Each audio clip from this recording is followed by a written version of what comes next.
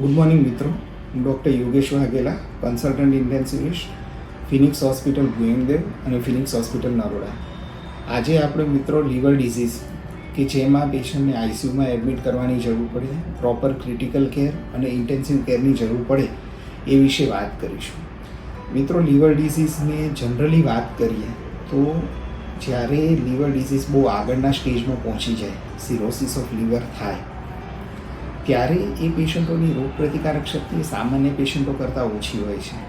ઘણી બધી કન્ડિશન એવી છે કે જેને અર્લી સ્ટેજમાં ડિટેક્ટ કરીને લીવર ડિઝીઝવાળા પેશન્ટને આઈસીયુમાં એડમિટ કરી પ્રોપર ટ્રીટમેન્ટ આપવામાં આવે તો બચાવી શકાય છે કે લીવર ટ્રાન્સપ્લાન્ટ સુધી એમને પહોંચવામાં મદદ કરી શકાય છે.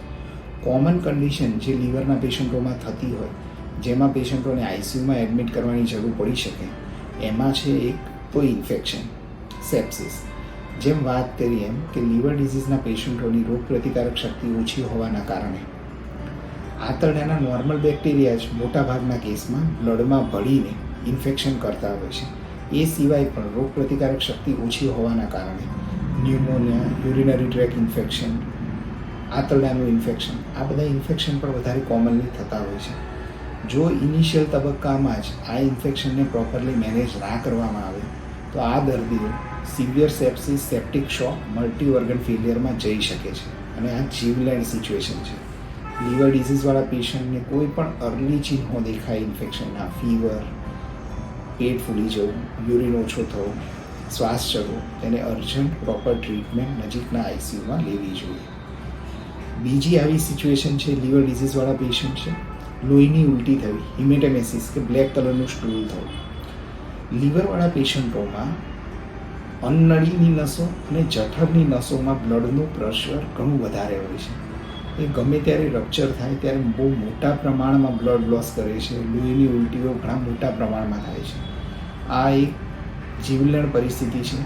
અર્જન્ટ પેશન્ટને આઈસીયુમાં એડમિટ કરીને પ્રોપર ટ્રીટમેન્ટ, સારવાર ઇન્ક્લુડિંગ બ્લડ ટાઈમસર ના આપવામાં આવે, બીજા ઇન્જેક્શન્સ કે જેનાથી આ બ્લીડિંગ થતું કંટ્રોલમાં આવે, અન્નળી અને જઠરની નસોનું પ્રેશર કંટ્રોલમાં આવે તો આ પરિસ્થિતિ જીવલેણ સાબિત થઈ શકે છે. સમયસર આ પેશન્ટોને આઈસીયુમાં એડમિટ કરવા પડે છે. જેવું જલ્દી અર્લી રિસબસિટેટ થાય તરત જ અર્જન્ટ એન્ડોસ્કોપી કરીને બ્લીડિંગ કંટ્રોલ કરવું જરૂરી છે. આ જ રીતની પરિસ્થિતિ હિપેટિક એન્કેફેલોપેથી, લીવર ડિસીઝવાળા પેશન્ટોમાં સભાન અવસ્થા ઓછી થઈ જાય. નોર્મલ પેશન્ટમાં આંતરડામાં જે કંઈ પણ એમોનિયા પ્રોડ્યુસ થતો હોય એ લીવરમાં જઈને ડિટોક્સિફાઈ થઈ જાય, એબ્ઝોર્બ થઈ જાય, એટલે એની અસર શરીરના બીજા અંગો પર ન થાય. લીવર ડિઝીઝમાં આ નબળા લીવરના કારણે આ એમોનિયા ત્યાં શોષાય નહીં, એની અસર મગજ પર થાય તો પેશન્ટની સભાન અવસ્થા ઓછી થાય. ઘણીવાર પેશન્ટને વેન્ટિલેટર પર મૂકવું પડે. કોઈ પણ લીવર ડિઝીઝવાળા પેશન્ટ તાવ આવે, લોહીની ઉલટી થાય કે કાળા કલરનો ઝાડો થાય, પોટેશિયમ લેવલ શરીરમાં ઓછું થાય કે કબજિયાત રહે તો એને આ હિપેટિક એન્કેફેલોપેથી, સભાન અવસ્થા ઓછા થવાના ચાન્સીસ વધી જાય છે. તો આ બધા જ લક્ષણો ખૂબ જ અર્લી સ્ટેજમાં ડિટેક્ટ કરીને એની ટ્રીટમેન્ટ કરવામાં આવે તો પેશન્ટને બચાવી શકાય છે. બીજો એક કોમન પ્રોબ્લેમ થતો હોય છે કે પેટમાં વધારે પડતું પાણી ભરાય છે. નોર્મલી લીવર ડિઝીઝવાળા પેશન્ટો ટેબ્લેટ સાથે, રૂટીન ટ્રીટમેન્ટ સાથે જો પેટ વધારે પડતું ના ફૂલે તો વાંધો નહીં. અધરવાઇઝ જો ટ્રીટમેન્ટ સાથે પણ પેટમાં પાણી ભરાવાનું ચાલુ થાય, એમનો ડિઝીઝ ડીકમ્પેન્સેટ થવા માંડે, ડિઝીઝ આગળ વધવા માંડે તો એ સિચ્યુએશનમાં એ પેશન્ટને શ્વાસોશ્વાસની તકલીફ થાય, ઓક્સિજન લેવલ ઓછું થાય, વધારે તકલીફમાં મુકાઈ શકે. આ સિચ્યુએશનમાં પેશન્ટને અર્જન્ટ એડમિટ કરીને પેટમાં રહેલું વધારાનું પ્રવાહી રિમૂવ કરવું પડે, જરૂર પડે પ્રોટીનના ઇન્જેક્શન પણ આપવા પડે છે.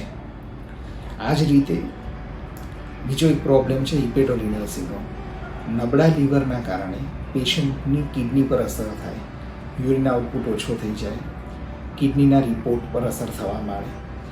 આ રીતના પેશન્ટોમાં અર્જન્ટ પ્રોટીનના ઇન્જેક્શન અને બીજા ઇન્જેક્શન આપીને યુરિન આઉટપુટ એસ્ટાબ્લિશ થઈ જાય, કિડનીના રિપોર્ટ સુધરે તો સારું. અધરવાઇઝ સિવિયર સિચ્યુએશનમાં પેશન્ટને આઈસીયુમાં રાખીને ડાયાલિસિસ પણ કરવાની જરૂર પડે છે. મિત્રો, આજે મેં તમને એક ઓવરવ્યૂ આપવા ટ્રાય કર્યો સંક્ષેપમાં લીવર ડિઝીઝના પેશન્ટોને શું ધ્યાન રાખવું જોઈએ. કોઈ પણ લીવર ડિઝીઝવાળા પેશન્ટને ઇન્ફેક્શન થાય કે કાળા કલરનો ઝાડો થાય કે પેટ ફૂલવા માંડે તેમણે અર્જન્ટ સચોટ ટ્રીટમેન્ટ લેવી જોઈએ, જેથી આપણે પ્રેસિયસ લાઈફ બચાવી શકીએ. Thank you.